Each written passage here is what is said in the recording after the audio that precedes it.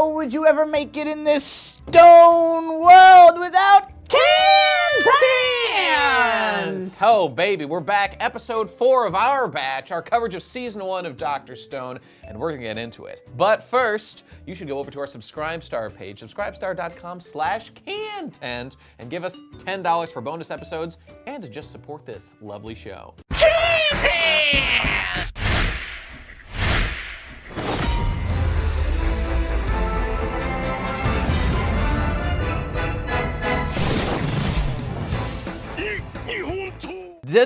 Dr. Stone is back, and we're getting into backstory stuff. Yes, we have all kinds of stuff. Really good 2-episode arc here that explains how this village came to be and why they've heard of Senku, and it's because Senku's fucking dad was an astronaut who was in space when the fucking world got frozen. Holy shit! Now let's analyze for a second. Okay. So you're writing Dr. Stone, and you make a time skip effectively happen of almost 4,000 years. You gotta find a way to justify how, like, any human civilization would, like, remember the information you want them to know, because they're an Ishigami village, that's Senku's last name, what's the connection? And the only logical way to do that, especially in, like, a primitive society they're in, is you need some sort of, like, codified system of passed down knowledge, and that's basically exactly what they explain to us is what happened. But so let's just jump right into, okay, how did this happen? How did a man survive? Well, we get a touching backstory of how, you know, Senku's always talking about how I want to go into space.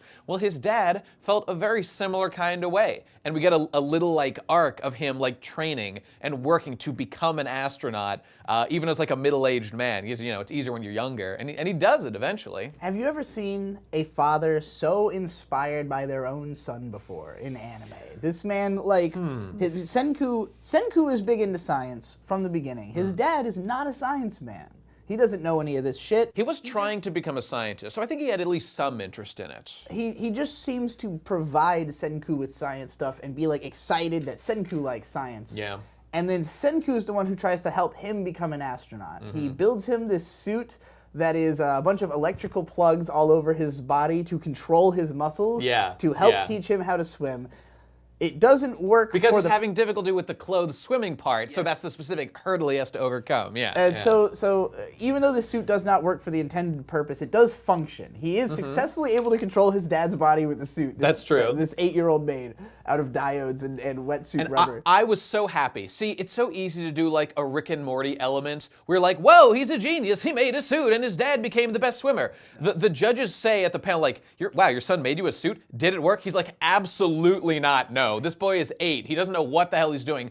But it motivated him, goddammit, and that's what counts. If my son can be this dedicated to science, I too can be this dedicated to science in the way I have to be, which is to train to be an astronaut. So, like, it's just really interesting that his dad was somebody who, like, despite thinking so similarly to Senku in terms of the way that they deal with life, you know, he's not the science guy, which is why when they land on Earth, he can't just rebuild civilization the way Senku is going to do. That's right. But he believes Senku will do that, and so he's like, we have to set the stuff in motion, so if my son ever wakes up, he can save this fuck world, and you know, I can't stop myself. I have to bring up, like, okay, why is Byakuya so convinced that his son is that does he know 4,000? He just has to believe. Okay, he has to believe in this story doesn't work if Byakuya doesn't have, like, Herculean levels of faith in his wife's son, as we come to learn. We'll get to that. So, okay, just we can put all those fears aside. And this plan does make sense if you believe that eventually Senku would show up and do something cool. And so it happens. Because there are a lot of logistical details that one can question at various points along this plan. For example, let's touch back to, so we get Byakuya and his astronaut gang are on the International Space Station. There are 6 of them. And they're from, like, Russia and America, and there's Byakuya, and there's a cute songstress girl, Miriam, I think is her name. And those people just happen to be in space when the blast goes down, and so they witness the Earth being turned into stone, and of course it makes sense. They are literally not on Earth, so they aren't turned to stone or whatever. Okay, in that situation, they've got to come up with a plan since they've decided, okay, we're going to try to do whatever we can to fix this or help people. So they do a little sciencing. Okay, some of them go down to Earth. Turns out we don't get instantly petrified. Okay, check that off. It's safe to come down. We land. It's like, we're on an island now. We save our friends in this kind of dramatic scene, whatever. We now need to do something to fight back against this. And that is a very open-ended question and really is just faith-based because these guys don't really know what's going on. They do make some impressive deductions, though. For example, by calculating, like, for example, when Twitter went dead throughout the globe, they calculate, we know the blast came from South America, somewhere. Don't know where. Fucking Brazil is up to it again, goddammit. They need to get a handle on that shit. I don't know. So they build a village, basically, because there's nothing else to do. And it's in like one of the later episodes that Byakuya decides, okay, Byakuya was actually a teacher. We see him teaching a little bit in one of the episodes. In his teacherly way, I'm going to codify the important information into something called the 100 Tales. And that 100 Tales is the story that the priestesses of the Ishigami village pass down. And that's what Ruri tells Senku, that he finally gets the message. And it's all full of things like, for instance, there's one that's just like a story about rocks that he told, hoping one day someone will get interested in rocks and start collecting them. And Chrome loves that story. Wow, yeah. So what about like, don't go near the bears? There was a story of a man who went near a bear. He fucking died. Don't do it. Don't touch the blue liquid outside your village. It's sulfuric acid. So that story, I mean, I don't know, we're kind of skipping on the details. It's very emotional. It's a lot of characters reacting to things. That's what is great about it, is that it tells the whole story. Right, it would have been very easy to just say, like, oh, your dad went up into space and all this stuff happened. But there's like 6 characters on this spaceship. Yeah. Some of them we get to meet in some depth. The songstress who, she's introduced by pretending to be a bitch. Right, basically. which I was like, oh no! Yeah. But then, no, and then she was she's a sweetheart. like, actually, I'm great. And then she like sings on, like, she does like a live stream on the spaceship where she sings to all of humanity and stuff. Pretty cool. There's lots of stuff to make them feel like real people and characters, and even the scenario has complications where, like, at first Senku's dad is just going to go down by himself, but then the other guy is like, you have a kid back home, I have, I'm just like a random guy with nothing really to live for. Let me do it. And then for some reason, the 2 girls are like, me too, also. Well, they cover why they go down, because they only have 2 escape pods, and either they go down in 2 pairs of 3 or not at all. So it's like, yes, they're potentially risking their lives, but it's worth it because otherwise they would be trapped on the space station. So it makes some sense. So 3 of them had to be at risk at least. Correct. When that scene happened, I was like, oh, so it's going to be just these 3 who repopulate everything. Right. And then no, the other team comes down because they land in the ocean upside down, so they can't actually open the pod. They're like, it's safe to come down here, but we're trapped. So just all those little complications. Well, and then the way they save that is in this is like the classic shonen-y thing that's just all these characters have the spirit, the willingness, the effort of Byakuya, so they can't precisely pinpoint where they land when you're coming back for a space station. So they're like, just put me anywhere within like 10,000 kilometers of these guys. I will personally row my fucking boat, which he does. It takes him 10 hours to row his fucking boat. There was definitely a bigger, more muscly guy who could have rowed the boat instead of the old man who everyone keeps insisting shouldn't be doing so much because he's old. That guy was also like a chubby old man, it looked like. Maybe. But he was bigger and looked stronger, but he was also older. That guy, but. Fair point. And also, I have to say it, just some of these little inconsistencies, and then we'll talk about the big inconsistencies, there being the fact that they land on an island. They do pick a place because they know that the blast came from South America. They're like, let's land on the opposite side of the Earth because the blast came from the opposite of that location. There, maybe the wave didn't touch everybody and somebody's free there, or or whatever. So we're far away from that as possible. They land, and no, everyone there is still turned to stone. On that island, they set up a little village, and this is where all the stuff happens. They start to have kids and stuff. But one of the tales that they tell. And this doesn't happen during Byakuya's lifetime because he grows old and dies in that village as they all do. Actually, 2 of them actually leave to go do something, and I suspect. Is that what happened to those 2? They went to find antibiotics. I was a little confused why there were only 4 graves at the end. That's right. They went to find antibiotics. Look, I'm just saying, genres having this. They're alive. They founded a village somewhere else. It definitely happened. Absolutely. Obviously, that's going to happen at some point. So they're on this isolated island not on Japan. One of the stories that's told, one of the 100 stories is like, it's basically a please go to Japan. Because Byakuya did that. I mean, because the Ishigami village we know is in Japan, relatively near where Senku, you know, was frozen and stuff. So, like, what are the fucking odds that they would have landed anywhere near Senku, that he would have found this particular village? This is where it starts to get a little too clever for itself, and I just feel I don't have any suggestions. I know that there are ways that this could have been handled perhaps slightly more precisely. Like, you just add plot elements until it makes sense, and until you get there, I'm just going to have big, like, energy. That's what I'm gonna have. But that being said, everything that does happen, I like what it's getting at, so I'm not like mad about I also it. like that we followed all those characters like to their deaths. We see them like have kids, grow old, like the one dies of like pneumonia, I think, and he's like, it's just pneumonia, like we should be able to cure this. And that's what we just saved Rory from, so we've got a little connection there. I think it was pneumonia, it was something I like believe that. It was, yeah. And then like, you know, the younger guy is like, I didn't even think I'd have a full life, so like I'm happy I even got to fucking be here at the end. So, you know, these characters really, they tried to make them all feel like they were real, you know, like whether we care about them or whatever, like it's a fully fledged story. We really understand how this happened, and I thought those 2 episodes were really fucking solid. I agree. Now I have the other 3 episodes were not as solid, but no. Certainly these 2 stand out as dense with information and goodness. Okay, but I've got to talk about the elephant in the room.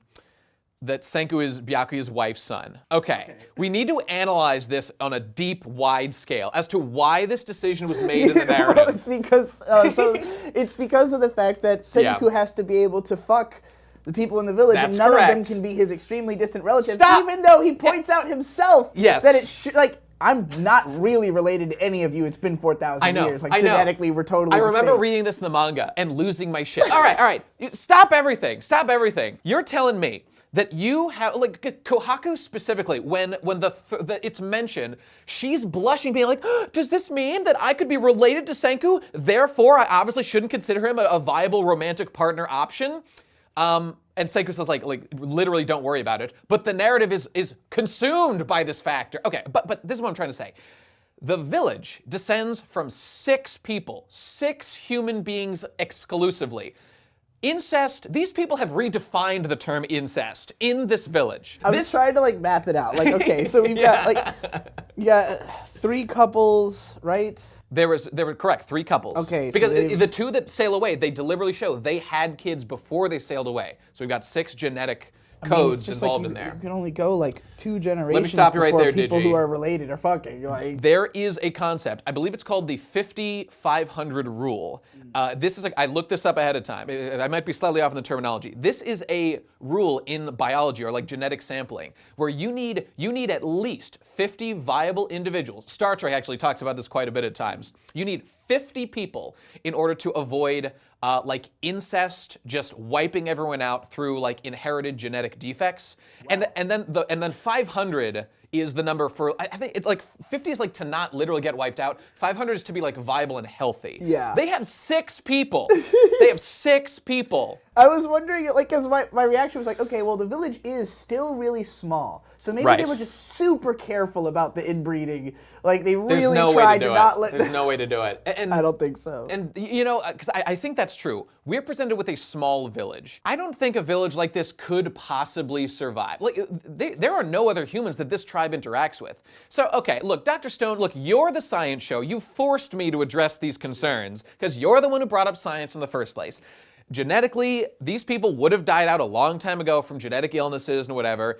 And what, honestly, I don't care about that. I'm willing to not worry about that. But when you cuck Byakuya and you make him raise his wife's son for no narrative reason, for no reason whatsoever, it just bothers me that they chose to include that when obviously incest hasn't been a concern in the narrative. It was just so unnecessary to do that so that we could feel slightly less concerned with Kohaku fucking her great uncle.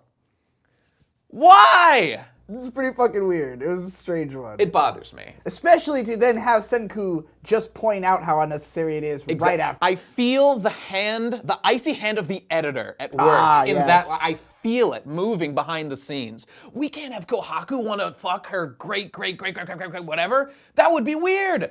All these people are fucking genetically identical by this point. They're all brothers and sisters already fucking. You did this, not me. Okay, I'm repeating myself. So now we know why all the eyes are so far apart. Damn, that's so true. Although, to be fair, we see Miriam, womp. They clearly got that like a sloth, Sid the Sloth from Ice Age. They're like him. You know? All anyway, right, well, that back in the future past. Right. Of the Stone world, we get introduced to another silver-haired dude, some like badass assassin dude, I guess. Hyoga. Right. He's a mean shonen villain Well, guy. hey, he is, but let's just set it up. So it's a raid. An attack is happening during the party to celebrate. Yes. Boom, raid, and here Hyoga, he is leading the charge. Uh-oh, we're all gonna die. So we learned that Tsukasa has found the Mad Max convention and hired a bunch of big dumb motherfuckers to be his go beat people up guys with dumb hairdos. He's clearly been prioritizing waking up muscle, waking up big, strong, strapping lads who can be his enforcers and go kill anybody he needs to kill. But then eventually he finds someone even more badass than a big dude, which is a strong weapon guy. Excuse me, that guy isn't as big as us. Therefore, because this is a shonen anime, I know he's weaker than me. Insert spear technique here. I killed your ass. Nope. By the way, there's more shonen-y things are happening here. So now that these guys are attacking, like one of the caveman guys working for Tsukasa, well, actually, the other guys are the cavemen. They're actually the modern people who are more like the cavemen, ironically, in a reverse. Okay, whatever, you know what I'm saying. The awakened stone people with Tsukasa, they're like raiding the bridge during the party, and Ginro and Kinro are there to defend it. Kinro has a little fight with that guy. Okay, and this is the thing. There is a clear visual cut. I have to put this on screen. We see Kinro with his spear stab the man in the face. Stabs him in the fucking face. With a sharp spear. And it has the effect of hitting him with the back of, like hitting him with the bunt of the sword. I can see with my eyes what he was doing with the front of his spear. He reacts and he says, whoa, he broke my nose. Why didn't he impale your brain is my question. That was a very weird one. The animation here, overall the production of this got to that point where I started to be like, ooh, I don't know if the anime is as good as this. It's like, the artwork's getting even sloppier, but the biggest thing is just the fucking timing. It's that, like, characters will say a sentence and then wait, like, a good 5 seconds and then say the next sentence. It feels like that scene. So Senku does this concocted plot in order to scare off Hyoga by pretending they have guns, by, like, rigging up a pipe with black powder and exploding it. Meanwhile, they have to communicate to Magma to throw a rock. It'll look like a gunshot. This scene is, like, 5 minutes of characters on two sides of a bridge that the way it's presented, they can all clearly see and hear each other. Can. They're like talking across the bridge, doing things, but like the bad guys just kind of stand there while like multiple people do multiple things, set up this whole fucking rig, which literally it is a subterfuge move. He's like, I'm going to trick them into thinking I'm firing a gun at them by having the big guy throw a rock at the same time as I like. They're watching it happen. They're right there and they're doing nothing. There are ways to do that in a way that makes sense, that we understand visually and audioly, that the characters are like quickly, quietly among themselves concocting a plan that in real life would take, like you could do quickly. That's not how it comes across in this style of animation. You have to be a little more careful when you're doing this, or it feels weird and awkward, which it does, which is even worse when you consider from the moment that plot starts where that guy Hyoga says, hey, my other henchman, go away, I'm gonna take on the spearman.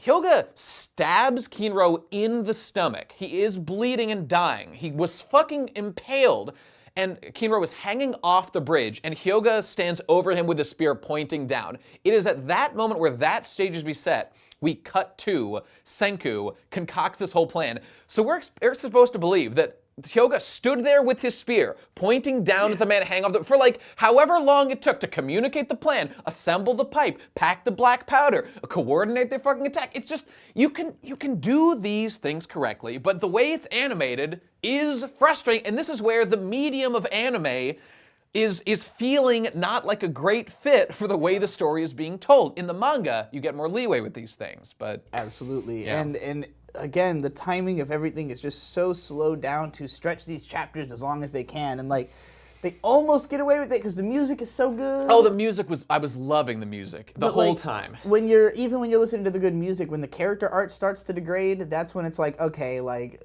they're not offering me enough to, like, keep my attention. I eventually got to a point where I was like, this is a show I have to watch sped up. Like, I don't blame you. Just gonna have the 1.25 at least. It was easier to pay attention to that way. You know, it just reminds me, thinking back to the good parts, not that this was all bad, but like when they're in space and they see the whole planet getting covered with a petrification beam or whatever, it looked beautiful. The like green glow looked great. And there was like a song with like a chorus singing in the background.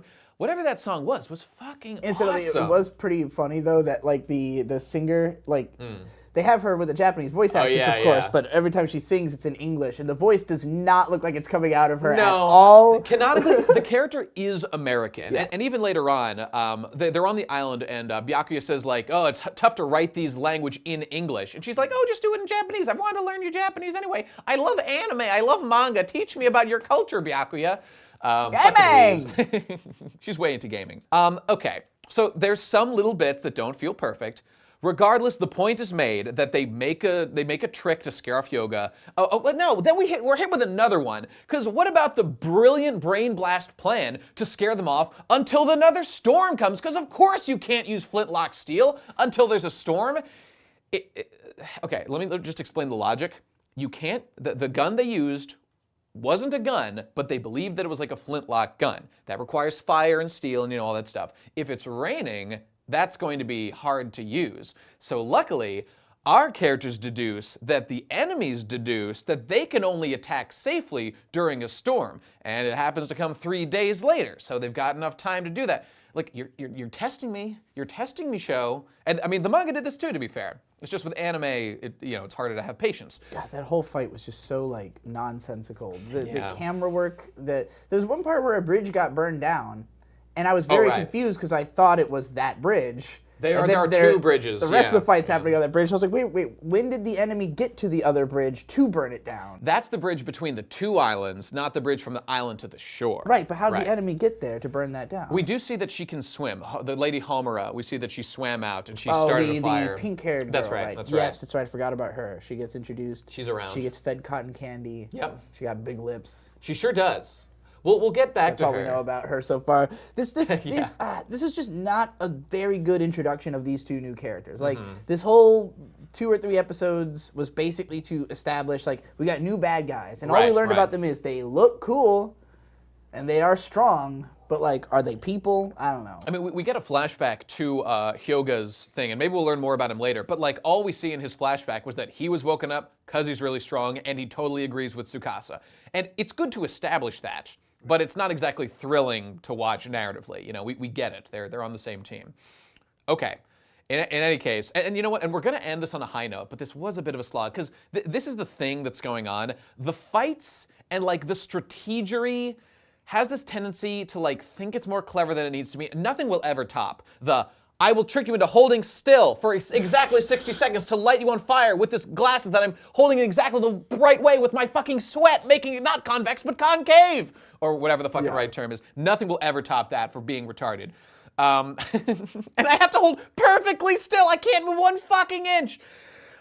The end of this, where invention stuff is happening again, gets better again. Okay, but we'll get back to that. Oh, they make some gears. There's a great scene. I mean, that was great. That was the coolest thing. He has the old man carve him a gear, and then he's like, so for the other part, we'll use Kohaku's shield. Yep. And there's this scene of her dad, like, remembering how he won the shield when he became village chief and gave it to his baby daughter as a gift, and it was, like, his most precious memory, and he's like, oh, well, I don't care if you use it, but it does a lot of emotional gravitas for Kohaku, and she's like, I don't give a fuck. Practicality is king. And I was like, based. Yeah, that was pretty based.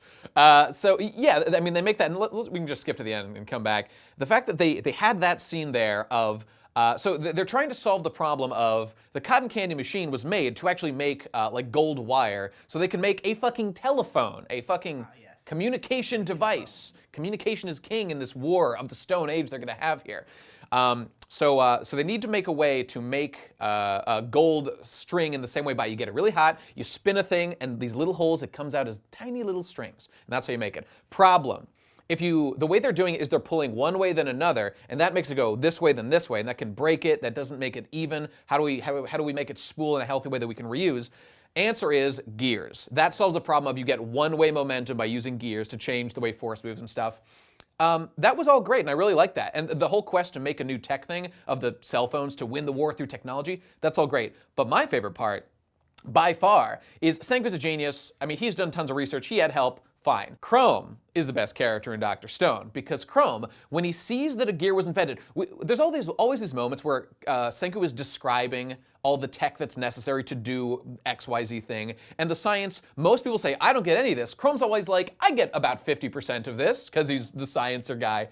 There's also a great moment at the party where someone's like, hey, congratulations, sorcerer. I'm not a sorcerer, I'm a scientist. Indeed. He's learning. He's growing. Literally correcting people on something he called himself. So that's cute, though. That's development right there. And so Senku, when seeing that the gears work now in order to make this gold spool thing, he just casts his gaze over at the giant electricity generator they used to make the magnet. And he's like, wait a minute. I've got an idea. And Chrome, on his own, deduces that you could use this gear technology and the one-way push to, to harness the power of a waterfall nearby, of literally hydroelectric power. Yeah. Chrome himself invents hydroelectric power, being given the right tools by Senku, and the fact that Chrome did that, and it wasn't Senku, is like, that's what I come here for, to watch Chrome put the pieces together and assemble things. I feel like I could do that too. Chrome is us.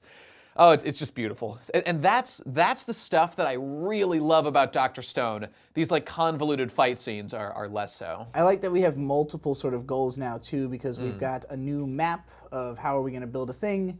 We've also got the raids and all the stuff with Tsukasa. Well, they're fighting Tsukasa. Oh, they're trying to make more fluid so they can unfreeze more people. Oh yeah, right. That's right. Because they were like, we're eventually going to have less people than Tsukasa if he keeps like unfreezing everybody. So let's go do it some ourselves. But we need to get more of the stuff. So there's like a lot of diverse goals, which means that maybe we can start splitting some of these characters up.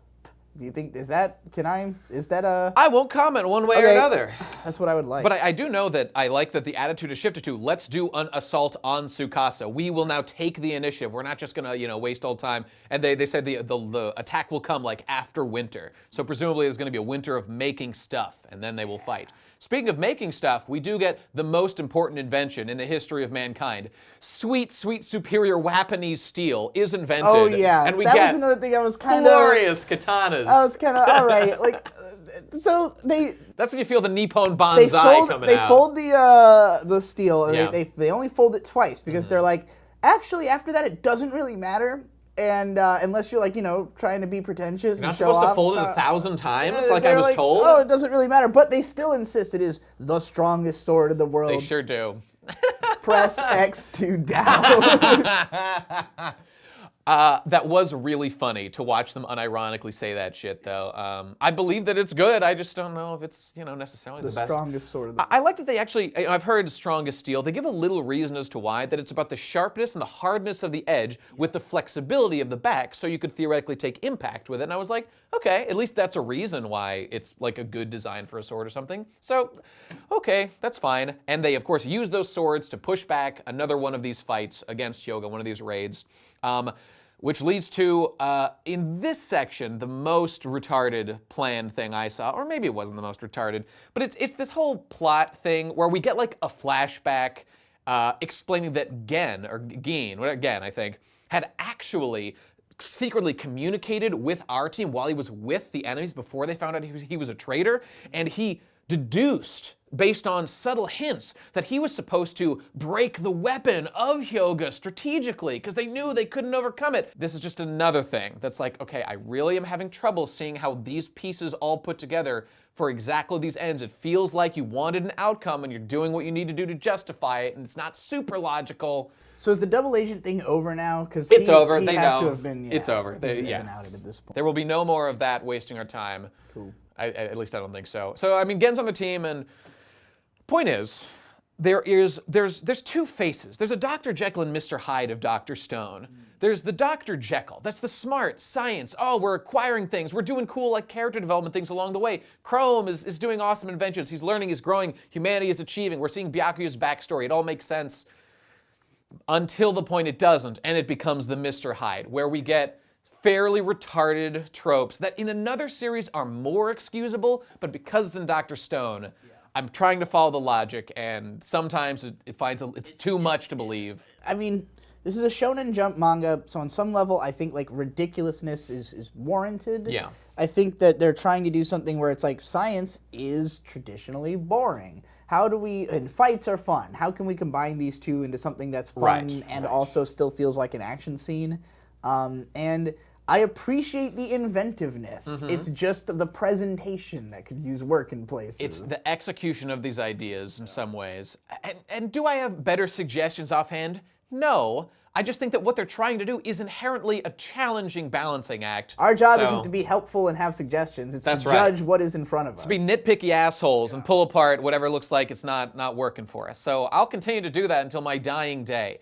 And we'll continue to do it in the final batch of Dr. Stone Season 1 episodes coming next episode. So stick around, and Season 2 is right around the fucking corner. So I would say that I enjoyed this batch of episodes significantly, even if I find massive eye-rolling and just unnecessary biological cucking of a guy like Byakuya. Just no need for that kind of thing. That arc was good. The other three was a bit of a confusing clusterfuck. It felt like it was going back in the right direction at the end. But again, I do think with the production kind of going downgraded a little bit, I had to start watching it sped up, and I don't think that's all bad. I don't hate watching anime sped up. It just is like indicative of like, this is too slow for me to give it my full attention without having to literally kick it up a little bit. There's a little bit of the unfortunate manga to anime doldrums happening here. So hey, we're down to the last 5 episodes. Hopefully they just keep it tight and they keep it good, and we'll enjoy ourselves. So we'll see that on the next episode, and hope you watch our bonus episodes of Khantehnt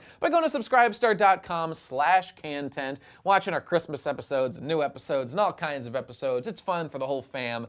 And go to our Twitter, join the Discord conversations going on down below in the links, and give us Khantehnt clips of you saying Khantehnt in some fun way, maybe doing some science or getting hit by a lightning bolt like our boy Senku. Anyway, go do that, and we will see you on the next episode of Khantehnt. Goodbye.